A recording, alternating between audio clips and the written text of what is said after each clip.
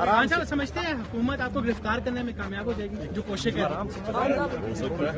अच्छा, कानूनी कह रही है कि आपको भगा के मारेंगे, ऐसा लग रहा है कुछ आपको बार बार अदालतों में बुलाने जा रहा है। मेरा स्टैमिना नवाज शरीफ से और शरीफों से बहुत ज्यादा है। आर्मी चीफ से मुलाकात में क्या तय हुआ था? आर्मी चीफ से मुलाकात में क्या तय हुआ? सर आराम से आर्मी चीफ की जो तकर्र हुई है उस पर चौधरी शुजात के साथ मुशावरत हो रही है, आपके साथ करेगा कोई मुशावरत या बिल्कुल साइडलाइन किया गया आपको?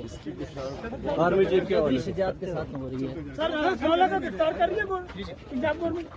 हम सब आपके बयानिए पर तो सदर मुमलिकत भी एतमाद करते नजर नहीं आ रहे। तो आज में बड़े सारे लोग निकल आए हैं, टीडीपी सर उठा रही है, आप आगे चले जाओ, आगे चलो। इकदाम जारी करेंगे। तशवीशनाक है ये हालात।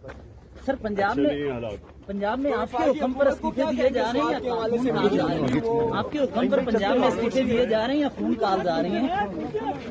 मैं आपको एक बात बता दूं, सर बोल लें। जिस वक्त ये सारी पार्टीज की और हमारी फंडिंग इकट्ठी देखी जाएगी, ये मैं आज आपको राइटिंग में देता हूं कि सिर्फ एक पार्टी की लीगल पॉलिटिकल फंड रेजिंग है, उसका नाम है तहरीक इंसाफ, बाकी सारों की 2 नंबर है।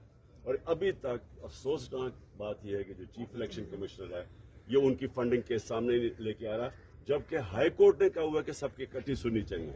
ये इसलिए नहीं कर रहा क्योंकि ये उनके घर का आदमी है और ये एक बायस्ड आदमी है, और इसलिए अगर वो सामने ले आएगा तो कौम को पता चल जाएगा कि किसकी लीगल पॉलिटिकल फंड रेजिंग है, किसकी नहीं है।